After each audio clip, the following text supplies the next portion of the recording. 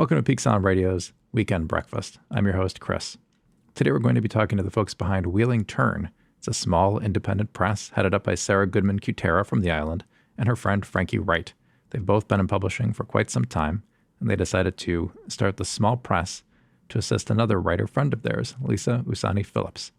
She's the author of Guest People, the first book published by Wheeling Tern Press. Also joining us, Julie Phillips Brown. She's the cousin of Lisa Usani Phillips, and she's also an artist in her own right. She's a poet, visual artist, and literary critic. You can find out more about each of their biographies by checking out the show page at peaksoundradio.com. Have you ever started a creative project and thought to yourself, what am I going to do with this when it's done? How am I going to share this beyond my family and friends? That's a question that a lot of creative folks ask. And that question sometimes doesn't have a satisfactory answer. You might choose to publish on Amazon or a vanity press, or you might try to shop around at major publishers.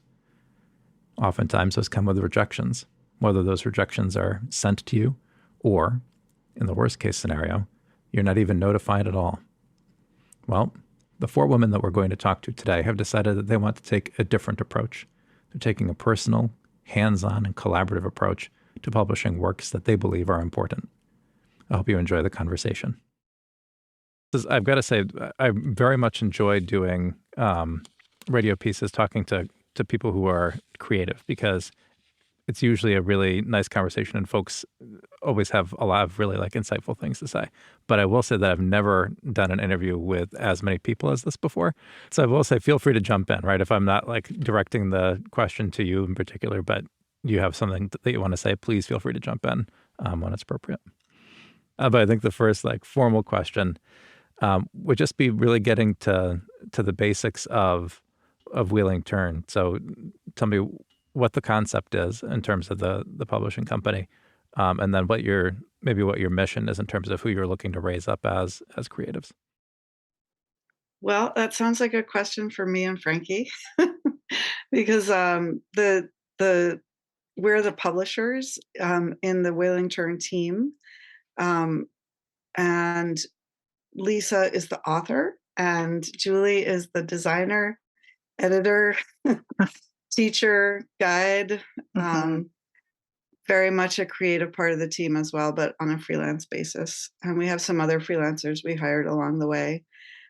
We've all worked in publishing for decades. I shouldn't say all. Frankie, I, and Lisa all worked together. And we've been in a writing group together that grew out of knowing each other at work. And that's about 10 of us that write everything from novels to poems to stories and essays and reviews and whatever else people feel like writing. So we know each other well, the three of us, and of course Lisa and Julie know each other well. And through the pandemic, we kept the writing group meeting, thanks to Zoom. And through the workshop that Julie started for poets, and Lisa taking that workshop, and just the inspiration she had from working with other writers, she put together a chapbook that she felt was worthy of submission. That's where this publishing company grew out of, is she shared it with Frankie and I as she was getting it ready to submit, just like we would do with all our work in our writing group, sort of looking for feedback and any helpful comments or just encouragement. And I read it, and I think Frankie felt the same. It was like, this needs to be published. This is beautiful. It's got a lot to say. And what a dreadful process to have to go through to now take this very slim work and try to get people to pay attention to it in a sea of other writers and in a sea of the sort of the hoops that you have to jump through in publishing, whether it be submission fees, waiting for months and months for a reader, et cetera, et cetera. But it really stood out to me among other things I was writing and reading at the time. And I thought, I've done in the past, a long time ago, some self-publishing and bookmaking. I work professionally in publishing, and I just thought, this is worthy of putting out there. So Frankie, I don't know if you have similar history with that, or you want to jump in? Oh, it's very similar. I was really impressed by the work, as Sarah said, and it just showed the beauty of Lisa's free-ranging intelligence, which goes into the natural world, goes into her family, into her observations and how she notices things. And I just love the beauty in that. Plus, I've known Lisa for a long time. I know of her artistic abilities in addition to her wordplay and the way her mind works. It just felt perfect when Sarah said, or it felt right, felt like no doubt in my mind that we should do this. And the part of it that works is that we know how to do this. We've all been in publishing. We might not know every aspect of it, but we know how to make a book, and that just, okay, let's do it. And so therefore it started. We had to figure out a name, and we had to work with like what's the object going to be like, and what should be on the cover. And that's a process, but it was a process that was so different from similar publishing experiences of making a book or working on a project in the more formal publishing world. So it brought us together, and we learned from one another in this really open-ended, joyous way. Sounds really positive, but it was. I mean, it was a really great collaboration. So so then we had to come up with the name, and Sarah was playing around with some ideas. And we were sending things back and forth. And when she said, well, how about Wheeling Tern? And, oh, wow, there's an image. That's catchy. And so we ran with it. But I think the question about mission, not sure we have a mission. We're staying very true to the project at hand for the moment, continuing to learn about outreach and thinking about the future, what that means. So back to you, Sarah or Lisa, or we're kind of learning our mission as we work on this one project. And Lisa often says we're seizing the means of production. She also says we're a village coming together to publish work, which we are. We're friends and family. It's not the same as vanity publishing, which I have done. And we're all artists. We all love to make beautiful books. So we sort of have the leisure in doing something off the beaten track to really like make careful decisions about visual art that goes in the book, about the cover, just the little dingbats that separate one paragraph from another, like real minutia. We've had long meetings over, and I just want to say, like, Julie has really led the way. Like, as soon as we got her involved, and it was just such a natural choice for. Well, we know other graphic designers, but here's one who's a poet herself. She professor teaching book arts and poetry at university. She's Lisa's cousin. She's worked with Lisa on the poetry. Painter, real good visual sensibility. But Julie, you also taught us the process. Like, I remember asking, like, what printer should we use for this book? Where's there a printer that's going to print a beautiful poetry book? And you gave us Bookmobile in Minnesota, So it's now we know that, like, we're part of our mission is learning how do friends and family come together and seize the means of production. Now, how do we make that sustainable? Like, we have a book, we made it beautiful. We sent the files off to the printer on the due date for Julie's baby, so that practically we wouldn't have those two before, things. But we left a little cushion there.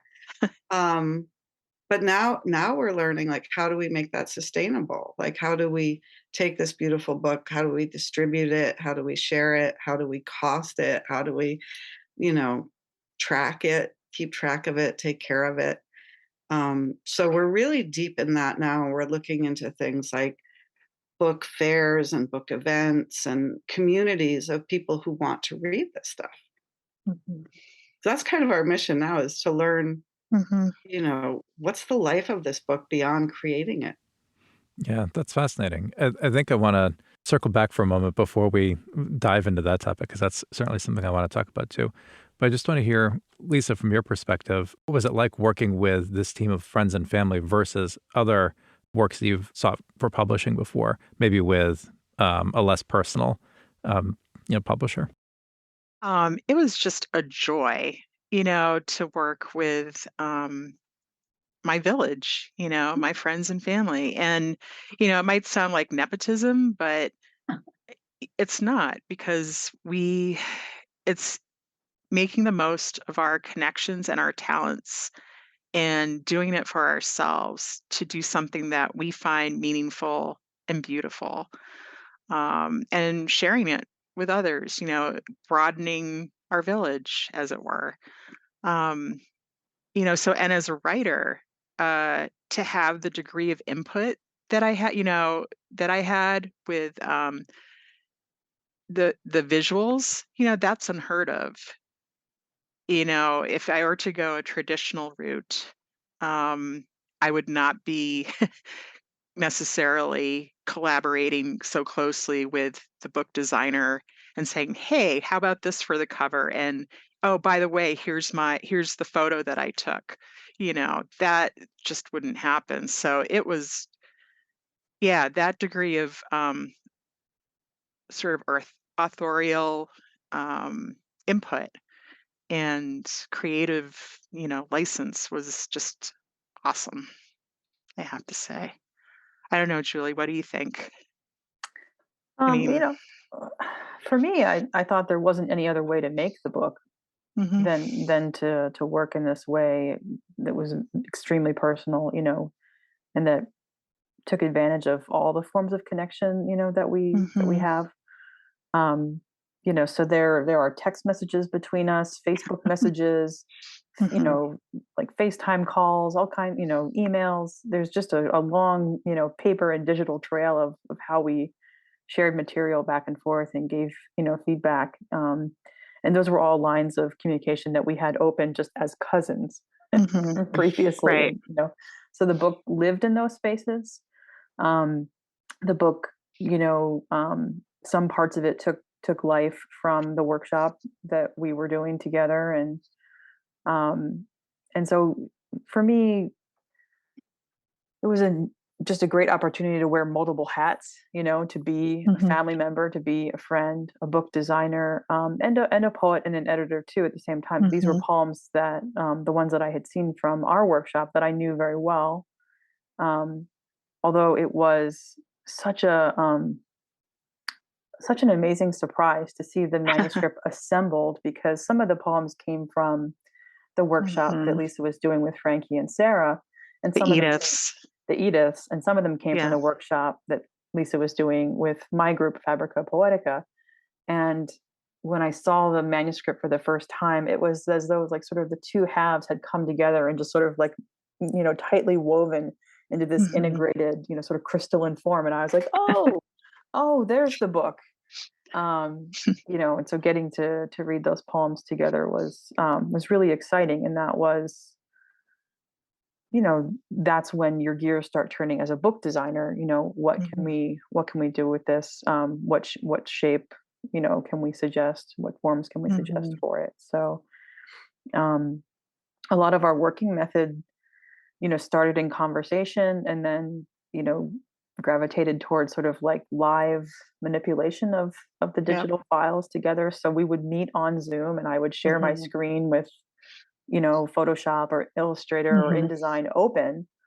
Um, and I would push things around and say, "What do you think?" mhm, So it was neat to have, sort of that live feedback and critique in the making process. So it was very much, um, you know, I felt it was very much just this multi-linear sort of conversation and collaboration that was, yeah, like you said, Lisa, unheard of, right? Like normally mhm, that would not happen. But amongst family and friends, yes. mhm. That's great. That's actually one of the things that I had wanted to talk about in terms of the substance of, well, the substance of the book in the design way is that some of the poetry looks and reads very much like, prose, and it's almost like telling a story. And then there's others that are laid out in such a way that you can tell the design has an impact on the way that the poem is supposed to be read and sort of the beats of the poem. And I wonder, do you think you'd have had that sort of flexibility with a different publisher? Like, or would you be sort of put into a box of this is how your poems are supposed to look? Well, I know for there's a poem, Bittersweet, that looks like a wreath of bittersweet, or that was my intent. But Julie, and being able to work so closely with Julie on the design of that very concrete poem, it looked, probably would have had a much harder time doing that in a traditional team, if at all. So, yeah, it's that was one of the true pleasures of this process. There I is like, also a yeah. short story in the book that Yes. is pages of prose and fiction, Mhm. but based on some family history. And I think there is a trend in publishing, I guess, to do hybrid Right. forms and put nonfiction with fiction and put poetry with fiction. And but this book really, it sort of grew organically. Like there was the Mhm. chapbook, which was a bit of, a smaller collection of the poetry. Then there was the Mhm. short story, which had been previously published, but was so speaking to the poems in the chapbook. Mhm. And then there was material that just Lisa kept generating that was like, oh, that should be in the book too. And Yeah. there were themes that emerged. So at one point, I remember Julie saying, how about we just move this end to the beginning or move the beginning to the end? And we Mhm. won't put the story at the end in its own little marginal box. We'll put it in the Right. middle where it relates to the stuff around it. And so just playing with the whole form of the book, I was surprised how much that happened organically while we were Yes. on a production schedule Yes. to try to get it laid out and reviewed and, just out the door. I think this group were problem solvers, or give us a challenge. Say, Yeah. say you've got a concrete poem that's going to be hard to set or hard to make it work. And so it begins to happen because we talk about it and try things, as Mhm. Julie was saying. Also, the kind of feedback that we gave one another, I think, was productive. It was concrete, constructive. It was meant to Mhm. solve the problem versus assert any kind of authority over Right. our background knowledge, which is very freeing, I think. Yeah. Versus That was huge. versus Mhm. other environments where that might not have been so I open agree. and Right. organic. One of the things I wonder is, and obviously you all have a good rapport with each other from, being in writers groups together and things like that. But do you think that there's an element too that this is a team of women who are looking to support each other and raise each other up, where in the traditional publishing world, I imagine, I don't know, I'm not a part of it, there's probably a fair degree more, sort of males who are in positions of authority in terms of deadlines and things like that as well. Yeah, I could talk to that a little bit because I said to Frankie and Lisa earlier today, I always kind of had in the back of my mind the history of Alice James Books, which is a Mm. poetry cooperative that my mom was instrumental in starting. And that was back in the 70s, and that was during the heyday of women's rights movement. And they were really fighting for a seat at the table. And they said, well, we'll make our own table. They came together. They had uh, a sense from their own education of what was really good work. And they were really good at the other aspects of work, like, doing the administrative parts of running the business. But the cooperative element was really important to them. And I saw that growing up. And I saw that as like, my mom taking inspiration from other women, my mom giving inspiration to other women. It's just kind of coincidence or happenstance, maybe, that our writing group has been all women. The one that Frankie and Lisa and I have been part of. I don't think that's true about the Fabrica Poetica. It's We have mostly true. We have Mostly one true. token male This might be participant. true about the poetry world in general in 2022. I don't know. I know when we had the poetry barn in April on Peaks Island, I kind of, and I know this shouldn't be important, but I stretched my net to try to make sure I was including as many men as I was women on the island. Well, just to dig and scratch the surface and see, like, are there men writing poetry too? And will they get up and be part of this? And in this day and age, sometimes that's harder to get. It's remarkable, and something that is going to come back as a theme in this interview with the folks behind Wheeling Tern, that this publishing company, these people who've all been in and around the publishing industry and the arts, came together to form this new entity because they all wanted to see this book published.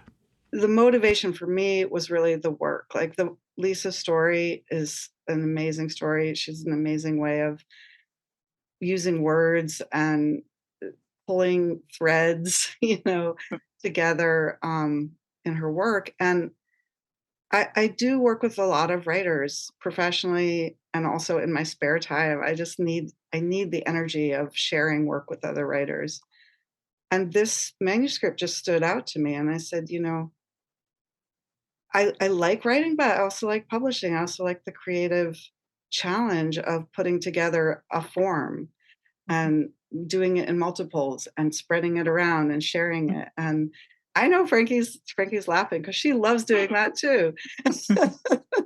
And I gave her a call right away because I know that's kind of her mission in life, is like, how can I support my friends and other artists and other writers who are doing great work, but it's not so much a male dominated field as it's a capitalism dominated field. Mm-hmm. I'll just say quickly, I remember when I self-published myself and I did my own book with hiring a graphic designer and getting beautiful artwork in it and working with a fellow co-author here on the island. I read, I think it was Maine Writers and Publishers or Writers Magazine or something, that the big publishers would do very small print runs when they would print poetry because they were loss leaders for them. They weren't expecting to make money off them. They just kind of did it for credibility. And I was like, well, if they're doing that, I'm not going to jump through a million hoops for that. I'll do my own thing. Whether male or female, I don't want this beautiful artwork to get squashed in a capitalist engine or even in a sea of mediocrity. If I have the means to give it some polish or grab some support around it and share it, that's what I'm looking to do. Yeah, I would love to hear what the others think in terms of that too, in terms of the sort of collective nature of it and being able to make decisions that are not driven by money and how that might play a role in, like you said, the ongoing development of the mission. I just want to underscore how unique and generous and amazing it is that, two people decided that they want to throw their arms around this work and gather support, what Sarah just said, which I think, speaks to the quality of the work, that it is worthy of that attention and care.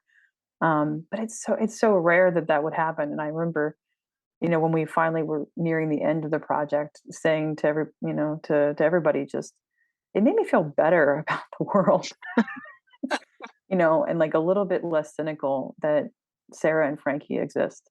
Yes. And that they made this decision, and that they put all kinds of resources and time and care and love behind it.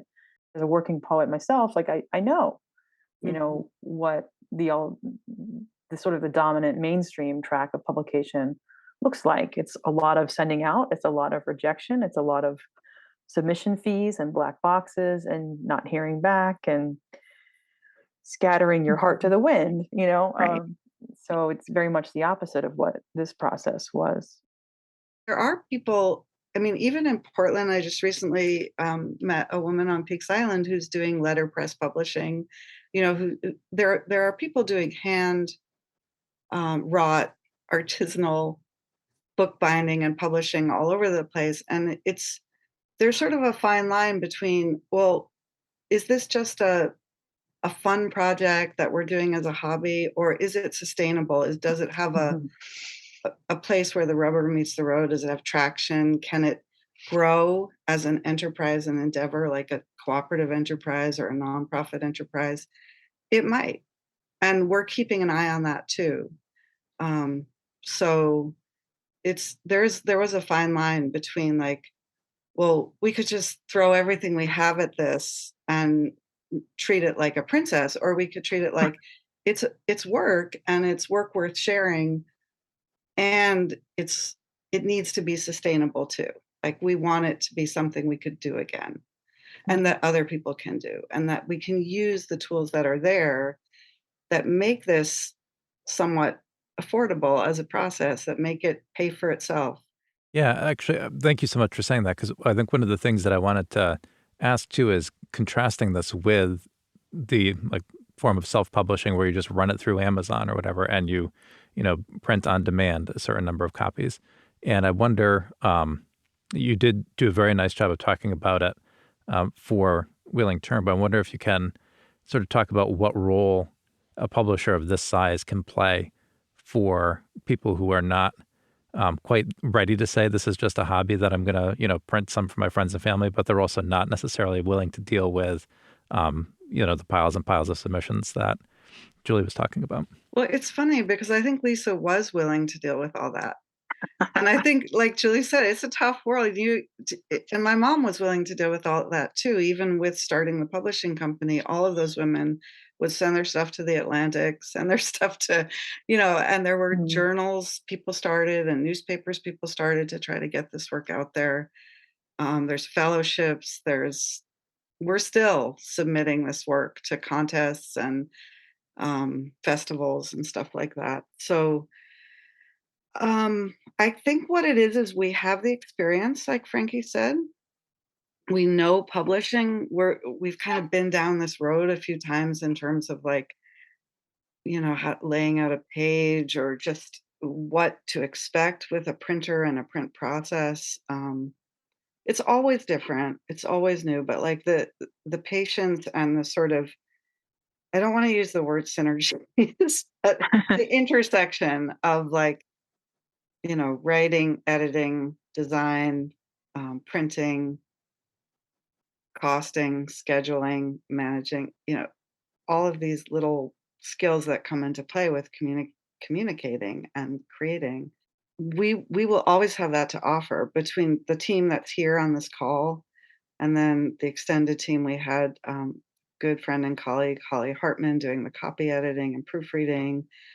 My sister did our logo for Wheeling Tern, and we're now talking to people about web design for the publisher and stuff like that. So it's all the different skills we can bring to bear that are different than what I'll call it auto publishing, but I never wanted to put my work in Blurb or Amazon or any of that. That's not to say it's not a great service. If I had a book and it's already done and it's mostly about the process of wading through the text and not so much about a journey from cover to cover visually, I'd be happy to have Amazon handle that if they're giving me a good deal. But this is more about, a project that needs care and attention. I think it depends on, what you think it means to make a book too. Whether it's traditional publishing or whether it's, sort of Amazon, print on demand publishing. I think that's the philosophy of bookmaking, where the book exists in manuscript form. And in some ways, that's where the author's involvement ends. It's done. Right. And I think that this book is more reflective, at least for me, my philosophy of what it means to make a book, which is that the poems and the form of the book come into being in a coeval fashion, that they really do inform one another. Mm-hmm. This is from my training as, a fine artist, but form follows function, right? Mm-hmm. That old hat saying. Um, and yeah, so making a book is much more collaborative, and it becomes a conversation. It becomes, a push and a pull, and everyone has input. Mm-hmm. You know, that's I think one of the things that a publisher like Wheeling Tern can offer that Mm-hmm. I don't think you would even find necessarily at other small presses. You might. I think some small presses maybe offer that, but I think that this project in particular, at this time, this place, and this particular manuscript, everything was open. Lisa, I'd like to hear from you. What do you think the process would have been like if you had gone with a more traditional publisher? I don't think I can conceptualize it because this is my first go. This is my first rodeo. It- you know, except to say that perhaps it was unthinkable. When Sarah, and Frankie came to me and said, we want to publish the guest people, it was like the nicest thing that anyone I'm not related to has ever done for me. Before this, I only submitted to one chapbook contest. So even though I've been in publishing for decades, even though, I have an MFA, which I earned, I got in like 1998,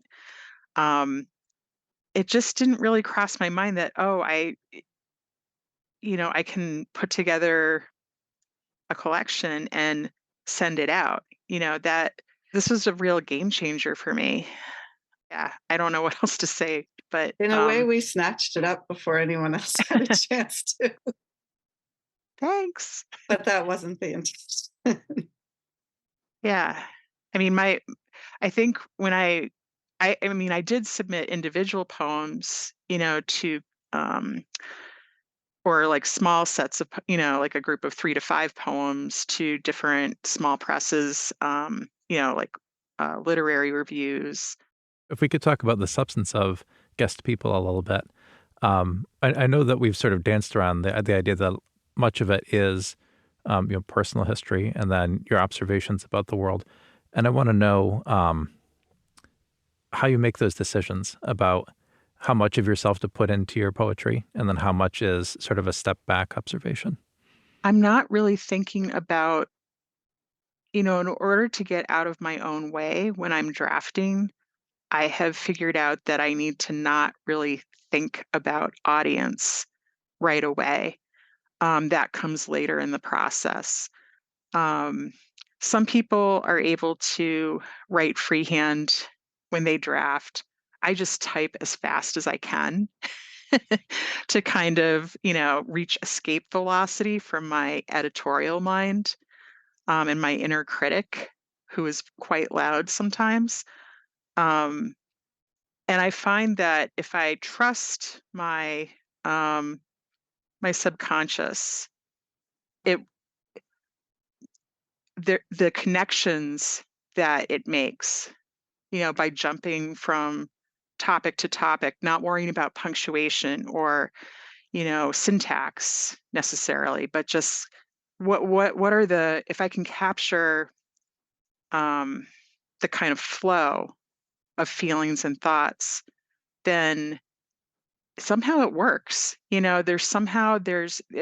to create resonant meaning, in those connections. So, um, and I should also say that through each of the poetry workshops and the writing workshop, the 2 groups that I'm part of, we have a structure, where we check in for half an hour. We write to a prompt or work on our own work for half an hour, and then we share, whether that's talking about the experience of writing or actually sharing what we've written. Um, and you might think that just having half an hour to generate is not enough, but it's more than plenty, to kind of spur that flow, I think. And maybe that flow doesn't happen every single time, but it's like muscle memory and exercise. The more you do it, the more likely you are, I think, to be able to tap into that. And then in the editorial process, which I think is the question that you were getting to with, how much of yourself to share, that is a good question. It's like some of the poems are very personal, but I had to overcome any doubts in sharing it by thinking there's a value in my vulnerability. I'm doing this one of the reasons why I'm doing it is to humanize, what my experience has been like, and to share it in its glory and its, abject, not, I don't know what the right word is, but, the highs and the lows. And it's also in particular about, being Asian American, and being someone who's anti-racist, it's about saying, okay, well, I've been on both ends of racism. I've experienced racism, but I've also propagated it, anti-Asian racism myself. So I feel like if I can take myself and any shame or pride that I feel on either of those accounts, if I can take that out of the equation and share anyway, then maybe I can inspire other people to do the same thing, which is what I think we need to do if we are to have any hope of dismantling, our prejudices. How are we in the world? What's our matrix and these intersections of privilege and oppression? That's part of what I was trying to do with some of these poems. But it's also about, it's a love story. It's, sort of, I think my parents' story of how they came together from literally opposite ends of the earth, and made a family despite, both sets of grandparents being against their marriage, is just amazing. It just blows my mind still, and I don't know. And I think that the more vulnerable we are and the more able we are to share stories like that, it does strike a chord with people. The readers whom I've heard from have said that they were just moved. And that kind of surprised me the first few But times. not me. Yeah, I was, I was kind of like pleasantly surprised, like, oh, okay, this does resonate with people, my particular little story, Um, On that note, Chris, I was hoping that maybe during this interview, if you'd be wanting Lisa to read a poem or two. I don't know if that was part of the plan, the grand master plan. That is my hope, yeah. And I'll let you pick the pick the poem or two. So I think one or two would be great that you'd like to share. But before that, I want to come back to your comments about anti-racism. So I think from my perspective, I see a lot of really good writing, and I guess you would call it literature, about the way that we should be looking at how we act in the world, right? And the ways in which we might perpetuate racism, and the role that we've played in our community and our society at large. And then on the other hand, you see a lot of information in the news about it, which is very fact-driven and sort of topical. But this is one of the first, and I don't mean to suggest that I sort of have an encyclopedic knowledge of it, because I don't, but this is one of the first pieces of like real creative writing and poetry that I've seen that really tackles that problem. And I wonder if, yeah, and it's terrific. And I wonder if you could weigh in about the importance that art and creative art might have in rounding out our conversation as a society about racism and becoming anti-racist. I think it takes it out of the academic, or the theoretical or the non-personal, and makes it something that people can feel, no matter what their particular intersection of race, gender, ethnicity, ability, all the things that as humans we have prejudices about or biases about. I think grounding it in the personal, it does two things. It helps people engage with it emotionally, and it also, at the same time, it humanizes the artist. It helps people see that, okay, I can't just say that this artist is representative necessarily of all, Asian Americans. There's a very personal, this person is an individual, and that's really the goal. It's to engage, one-on-one in a way with people, because I think a lot of people, it's just a human thing. It's hard for some of us to, to think about things like that are so fraught, like race and gender, unless it's personal to us, So I think that's where the artist and art comes in. Julie, what do you think? Oh, I was just thinking about, there are definitely, yeah, I think part of it is just, it's also the reality of your experience. So any way that you were going to tell your story, this was bound to be a part of it, right? Right. And I think,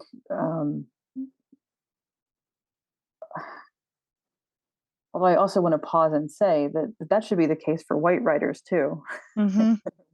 White writers also have a race, and Yes. it's interesting, right? How often, sort of the racial identity of a white writer is assumed to be sort of a default, right, sort of blanket setting. They don't have a race. The one poet I can think of who speaks to that phenomena fruitfully is Martha Collins, and she's written several books of poems where she examines her whiteness, and thinks about what it means to be a white writer who is aware that they have a race too. Right. Right. And then I was thinking about Claudia Rankine and her books, her recent books, Just Us and Citizen and Don't Let Me Be Lonely. And those are books too that, like you're saying, Lisa, I'm thinking of Citizen, where there is an element of the personal. A lot of the sort of the stories about microaggressions that make up Citizen are collected from Rankine's, sort of social network. And it's interesting how often people read those as autobiographical, that they're personal to Rankine, and some of them may be, but I'm pretty sure some of them also come from her social network.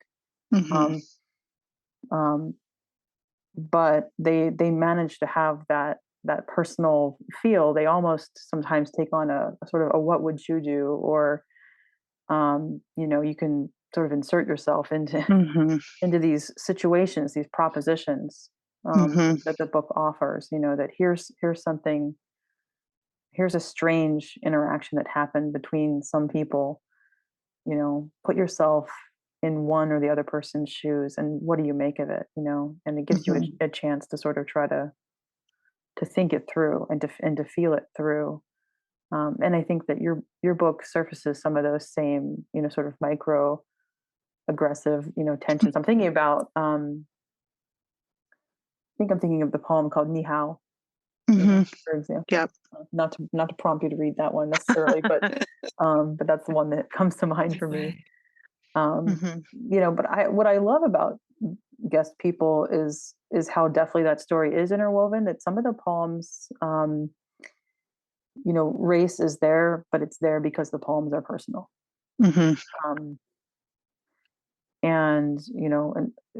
So the book to me tackles that question of race and anti-racism on multiple levels. Some of the poems are directly focused on that work, and then some of the poems are doing that work in a quieter, more subtle way too.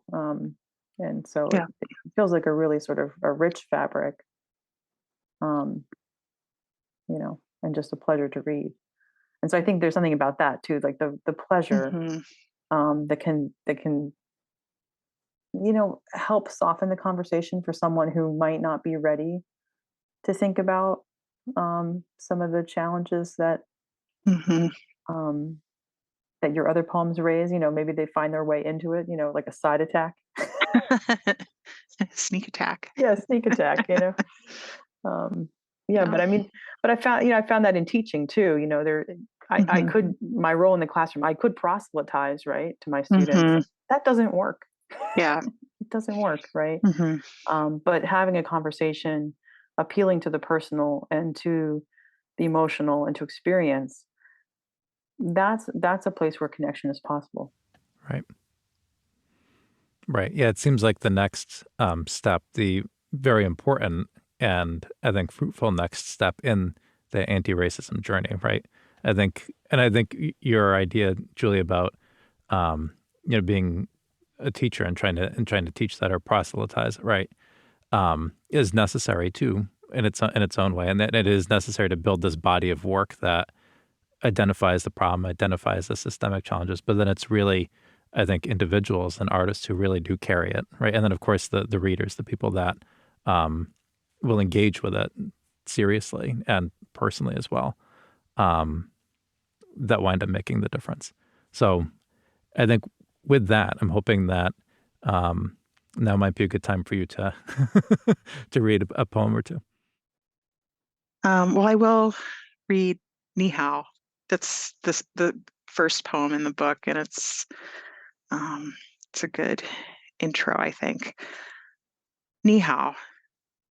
My market basket face mask keeps my smile from infecting others as I hail my fellow shoppers well met, nodding as we navigate the one-way bread aisle and each other, price check the good milk, splurge on the passable makimono.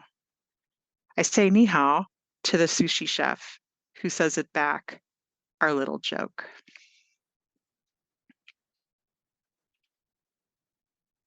Um, the next poem I'll read is Precious Jewel, and it's one of the poems in the collection that's about my mom.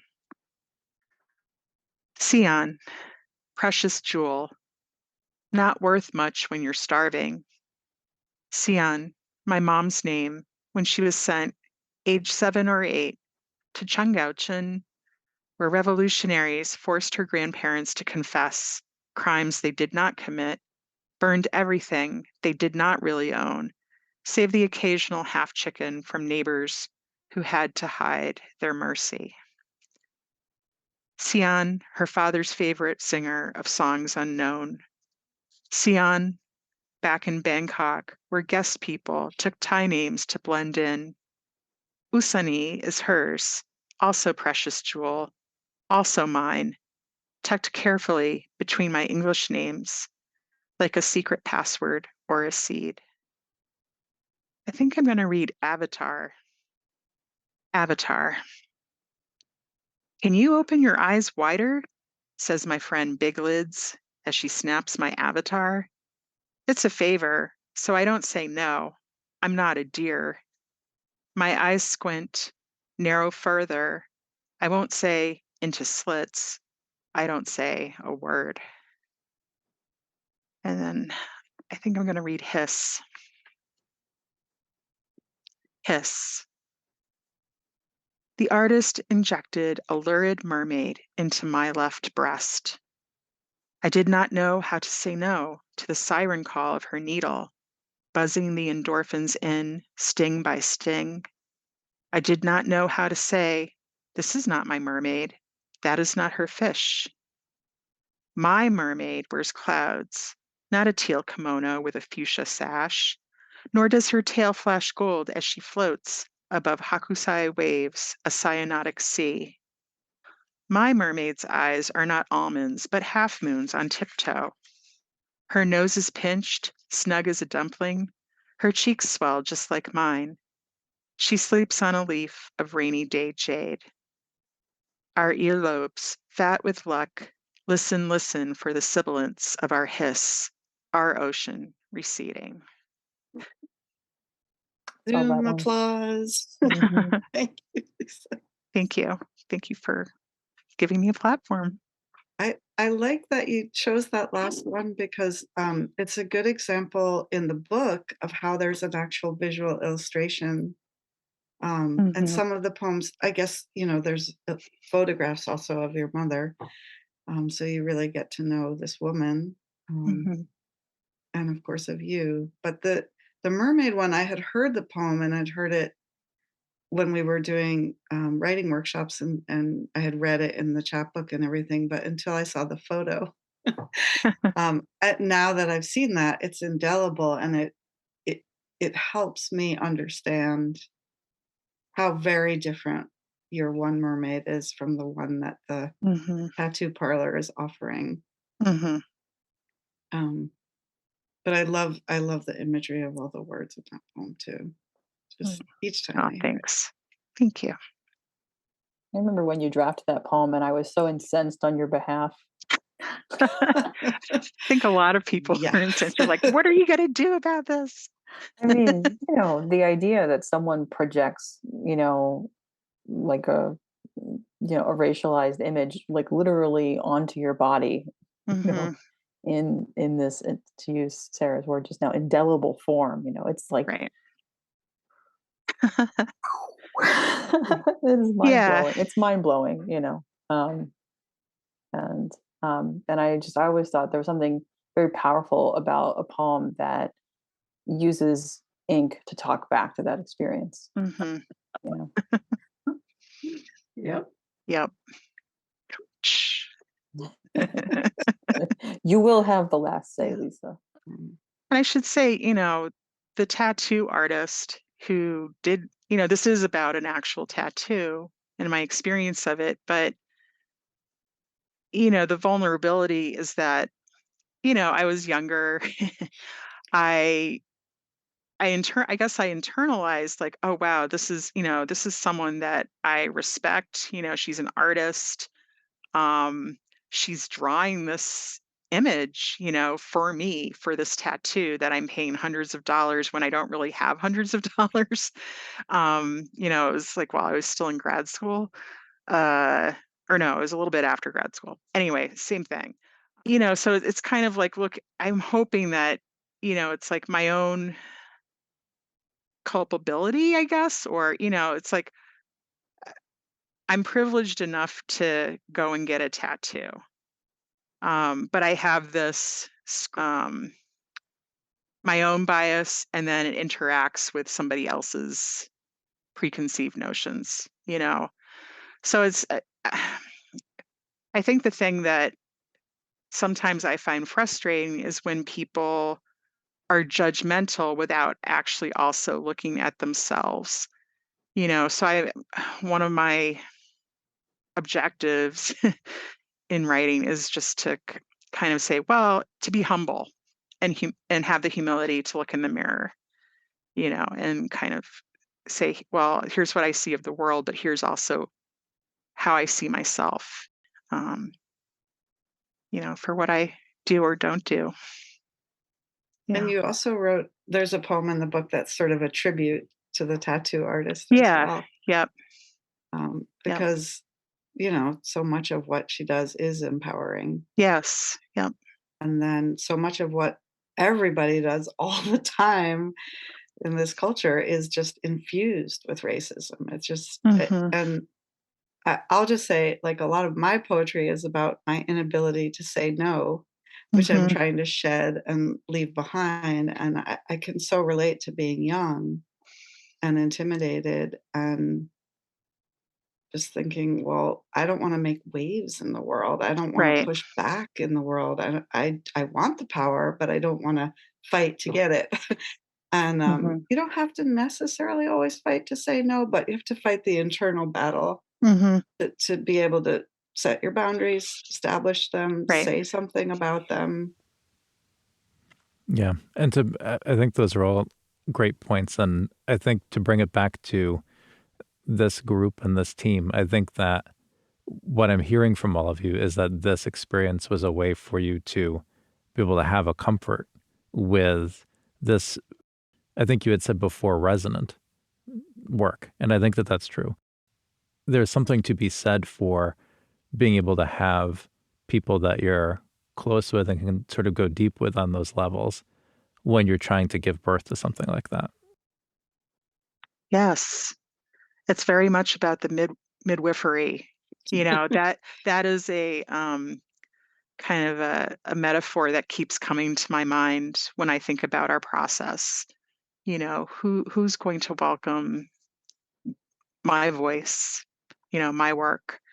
Who do I trust with it first, before it's unleashed or, you know, or really, yeah, or just released on the the wider world, you know, knowing that I have my rocks, my village, that it kind of makes me feel invincible in some ways.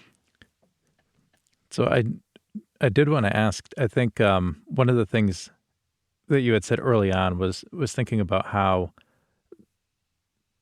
you wanted to sort of see and experiment whether something like this could be sustainable. And I want to hear your opinion, perhaps all of you, on its sustainability, maybe for you as a group, and also its sustainability perhaps as a model for people, right? For people who are part of writing groups or who are part of other artistic endeavors to be able to learn from you and perhaps use this as a way to cultivate their own collaborative, maybe small group. Well, it would be nice to be a model, this experience to be a model for others, or to inspire others to try and see what they learn as they go through the process. I don't think there's a right way, particularly, and it comes from who each of us is and our experiences and how we interact with one another. It's not a competition, and it's not about pulling rank or needing to have any kind of final say, and that comes from trust. That comes from knowing one another and knowing that we'll get there, we'll figure it out. But it's the notion that the solutions or the thoughts that we have about which direction to take comes from a willingness to step back from one's own insistence that this could be right or wrong or preferable, and listen to what another has to say. And that is an unusual, I think it's an unusual exchange that comes out of trust and respect and knowing one another's work. So how this would work for others, there are lots of sites that can tell you how to do this or how to do that. But I think what happened here that is particularly special, but also could be keep this in mind as you're going forward. What is it that moves you, or what is it that speaks to you, or why do you care about this? Why do you want to go with it for hours and hours and hours of work, and have that willingness to stay true to it until it comes to fruition? And I think that's understanding that about yourself, also, and being surrounded by people who have a similar shared vision of where whatever it is you're working on is going. Sustainable, I think we can make it sustainable. I'm not so worried about that as the richness of opportunities and options and the abundance of possibilities. I think that's like the first thing that hits me, that, there's so many things that need this kind of form given to it so that it can be shared. Other thoughts? I was just thinking about poetry in particular. I took a workshop with a poet named Major Jackson, and I think he brought up at the beginning this idea that there's more people writing poetry than reading it in this day and age. But that's a good thing, that in every family there could be one poet, who's the family poet, who for every occasion could bring a poem. that poetry isn't this thing that needs to sit on dusty shelves in crumbling academic libraries. It's something people have taken in hand recently and, you know, said this can be a lot of different things. It can be a slam, it can be rap, it can be little cards in a matchbox. It's all over the place. And the fact that we want to pay attention to it, we should do that.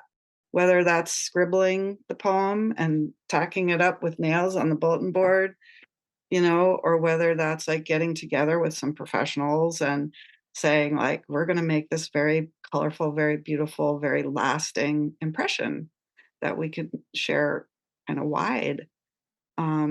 Because like Lisa was saying, it's all about the readers. Like, if you can get someone to engage with a poem and that poem has meaning for you, and then it has meaning for the other person, you've done what we just did. It doesn't, there's so many different ways to do that. I had a long period in my life where I hated poetry and I wouldn't touch it with a 10-foot pole. And Lisa, I think you were talking about like recently, just during the pandemic, having a renewed need and interest in and engagement with poetry. And I think when that happens, it's like you kind of come alive in some way and you find community and you find connection. And so for me, the way it happened, and this was a while back, was like, oh, there's poetry in our recipes. There's poetry in our, classified ads. There's poetry in the secret prayers we say to ourselves, the, songs we sing in the shower. Like, so just, yeah, if it comes alive, that's more important than if it's making money in terms of sustainability. Yep. It sustains us. If you're listening on one of the islands around Casco Bay and you think to yourself, gee, I love that idea. I love the idea of being a family or community poet and being able to share my thoughts, my ideas with others. There is a way that you can do it. Sarah's got the information for you. We're lucky to live in a community that has a resource like this. So this is an organization, nonprofit called Seacoast Mission. Their submission deadline every year is December 31st. They have a website, islandreader.com or islandreader something submissions. And you just go on there, and if you've written poetry or essays or short stories or photography or paintings, they invite anyone living on the main islands, which the islands around Peaks Island all count for that, to submit, and then they publish an anthology yearly in the summer that they distribute for free to residents of the islands. So if every community had that, well, how great would that be? But we're pretty lucky here. We have it. And I know there's people listening to this who write poetry or paint or photograph, and if you're on one of the main islands, I just encourage sending something in, and you'll have that shared with your community next summer. In case you're wondering, Lisa's book has already gotten great reviews. It's been called Poems of Refuge. Peter J. Shippey, who's an author, says that her wry tenderness is lit by evocative music. And Catherine Gander, the co-author of The Sea Between Us and the author of Matches, says in an age of heightening national borders, the poems, stories, and photographs in this slim but generous book open doors to memory, to survival, and above all, to love. If you're interested and you want to check out the book, check out wheelingternbooks.com or etsy.com/shop/wheelingternbooks. You can also find them on social media, Facebook and Instagram, at Wheeling Tern Books and Indie Publishers NE. I really hope that this conversation has inspired you to do some writing, some painting, some creating on your own. And maybe grab a group of friends who can actually do it with you, who can be there to support you and work through the birth of the idea all the way through its publication. If you like this story and you want to hear more from island neighbors and also surrounding communities, please do subscribe in your podcast app of choice, or you can find us at peaksislandradio.com.